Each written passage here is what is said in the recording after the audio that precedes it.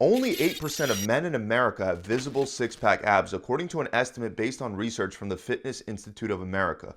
Other studies, such as those conducted by the American Council on Exercise, have estimated that it can be as high as 10%. But there's also data that shows that most American men actually have way too high of a body fat percentage to see visible ab definition, with only 3 to 5% of the population maintaining a body fat percentage between 6 and 13%. This is considered a general range where your body fat is sufficiently low enough to have your abs pop and show. Now, the bottom line truth is almost everyone watching this video can get abs, but most people make major mistakes that prevent them from ever seeing well-defined abdominal muscles. And the first issue is that most people are too impatient. Like I said, seeing your abs requires you to maintain a relatively low body fat percentage, usually under 13 to 15%. And unfortunately, very few people ever get their body fat percentage that low. If you have a layer of fat covering your abs, you're not going to be able to see a six-pack. And this comes down to an issue of patience, because the belly area is one of the last spots to release fat since it's your center of mass. So it doesn't cost much energy for your body to maintain the fat around your stomach. That's why you'll see fat reduction from your face, arms, and legs long before you see it coming off your midsection. The only solution is to stick to a calorie deficit for long enough to ultimately reach that stored belly fat. This is where patience comes into play. Many people get demotivated when they're not noticing fat loss around their abs, and that makes them start to slack on their diet or quit entirely. Instead, if you just keep plowing forward and you stick to a calorie deficit made up of healthy foods, your body will eventually start pulling from the fat that sits around your abs.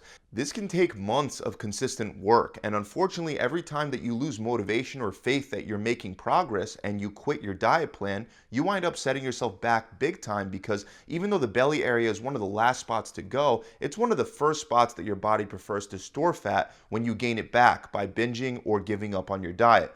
So if you want to see your abs, commit to staying in a calorie deficit and eating right until your body fat percentage is low enough. And this actually leads to another major issue: not continuously readjusting your diet plan as you burn fat and get leaner. Most people calculate their calorie deficit once when first starting their diet plan, but as you stick to a calorie deficit and you lose fat, many things begin to change. It's counterintuitive to think that simply carrying around more body fat actually boosts your resting metabolic rate. But think about it, if you're carrying an extra 20 pounds everywhere you go, it'll make all non-exercise related movements consume more energy. In the process of losing fat, you may also lose some muscle, and something known as adaptive thermogenesis will also set in, playing an impact on a slowing resting metabolic rate. So when you hit fat loss plateaus, which given a long enough timeline you definitely will, you have to adjust your calories and macros to continue burning body fat. Even if a calorie calculator is telling you that you're eating 500 calories below maintenance every day and that you are in a calorie deficit, that calculator could be completely wrong. And the way that you know if it's wrong is by evaluating if you're burning fat or not. If you're not losing inches and you don't see any progress in the mirror for weeks or months, but you're also not gaining any body fat, then that literally means that your current diet is keeping you hovering at maintenance. Even if you lost fat with this diet plan and calorie deficit originally, it's now your new maintenance set point. So to fix this, you should try reducing your diet by another 200 to 300 calories per day each time you hit a plateau for a few weeks. Then reevaluate a few weeks later and repeat this process every time you hit a plateau. It'll likely take multiple adjustments to reduce your body fat low enough to see six-pack abs. And speaking of six-packs, another potential issue that I have to mention, which is the only one that's outside of your control, is genetics. Some people physically cannot get six-pack abs because of the way the rectus abdominis is shaped.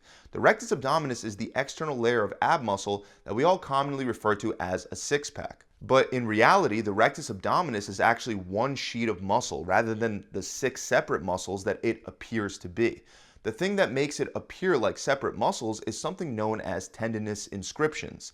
These are tendons that run in between the rectus abdominis, and they're highly based on genetics. Most people will have 3 to 5 tendinous inscriptions, and these tendinous inscriptions come in all different thicknesses, sizes, and even in lopsided arrangements. This is why one guy can have perfectly symmetrical 8-pack abs when maintaining a low body fat percentage. Meanwhile, another guy with the same body fat percentage can only see a 4-pack. For this reason, your goal shouldn't be to have an 8 or 10-pack or even a 6-pack for that matter. Everyone watching this video can get lean enough to see abs, regardless of how many blocks show up when you do actually get lean. Since you can't add more tendinous inscriptions, you shouldn't compare your abs to some model that genetically has different looking abs at an anatomical level. Now, something that is fully in your control is your ability to progressively overload and develop your abs over time. And this is one of the biggest mistakes I see people making. Most men do not train their abs with free weights at all. They'll try to lift heavier weight loads for exercises like squats, bench presses, and even bicep curls, but they treat abs completely differently. The truth is, your rectus abdominis, like other muscles in your body, responds very well to using heavier and heavier weight loads over time. Aside from lowering your body fat percentage, you can also affect visibility by growing your abs. Bulkier abdominal muscles will pop through the skin and show more than underdeveloped ab muscles, in the same way that developed shoulders will look rounder and more defined compared to shoulder muscles that have not been properly developed with progressive overload. So every week your goal should be to lift a heavier weight with your ab exercises, and you should be shooting for multiple sets consisting of 6 to 10 reps rather than doing endless crunches with just your body weight. To build ab muscle, you also want to avoid the common mistake of relying on compound exercises like squats and deadlifts. This is another reason that most people never see abs. For a long time, it was believed that you can get a perfect six-pack just by stimulating your abs for growth indirectly with compound exercises.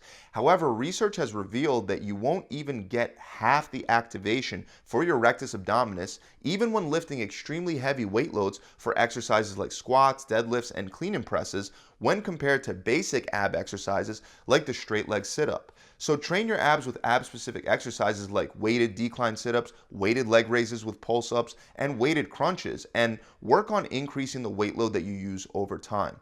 You should also make it a point to train your abs at least twice a week with at least 9 heavy weighted sets during each session. This is something that most people once again get wrong. They throw in some crunches at the end of a training session and wind up with hardly any training volume by the end of the week. Volume plays one of the biggest impacts on muscle growth, and it essentially boils down to total sets times reps times weight load used. Studies have shown that you can achieve more muscle growth by training a muscle more often, like 2 times a week compared to just 1 time a week. So make sure you do that. With that said, don't make the mistake of training abs every day. This falls into the same category of treating abs differently than other muscles in your body. We all know that we have to give our shoulders, our legs, and our backs and other muscles time to recover from the last workout. Typically, it's recommended to take 48 to 72 hours off before training these same muscles again. But many people try to get abs by doing endless reps of bodyweight crunches on a daily basis. Just like other muscles, the abs will recover and grow while resting, and just like it wouldn't be optimal for muscle growth to train shoulders every day, it's also not optimal to train abs every day. 2 to 3 dedicated ab-specific workouts per week with heavy weight is more than enough. Another reason that most people never get abs is that they try to avoid crunching and sit-up movements, and instead they stick to isometric or static ab exercises like planks. A lot of this comes from a false fear that crunching movements lead to lower back pain, but this is actually not true and has been disproven again and again. One of the main functions of your rectus abdominis from an anatomical perspective is spinal flexion. When you're doing exercises like decline sit-ups or even regular crunches, you go back and forth between flexion and extension of the spine. Or in other words, you have a concentric phase on the way up and an eccentric phase on the way down. Meanwhile, if you're just doing static exercises like planks, you just hold an isometric contraction. Even though planks are great, especially for your deep stabilizer muscles like your transverse abdominis, there are far better exercises for building a blockier rectus abdominis that focus on flexion around the spine and trunk area. Once again, most people wouldn't hold a bicep curl halfway up to build their biceps. They would do reps where they would go through a full range of motion, reaping benefits from both the concentric and the eccentric phases of the exercise. However, as usual, abs are treated differently even though they shouldn't be. So to be clear, you should be doing crunching and sit-up movements through a full range of motion, and to protect your spine, make sure you have good form and you're not making dangerous mistakes like pulling on your head and neck during each of your reps. So That about wraps it up. I really hope this video has helped you find some of the issues that could be preventing you from seeing your abs. If it has, make sure you subscribe to the channel, and remember that body fat is definitely one of the biggest parts of the equation. If you have too much body fat, you simply won't be able to see your abs no matter how developed they are. So if you'd like a streamlined approach to dropping 20 pounds or 5% of your body fat in the next 6 weeks, check out my free 6-week shred. It'll come with a personalized meal plan, a recipe book, a workout plan that includes a full ab workout plan, and of course, a coach will be there to answer any questions and guide you through the entire process. To find out more, you can click the link below in the description, or you could visit my website directly at gravitytransformation.com. I'll see you guys soon. Pump it.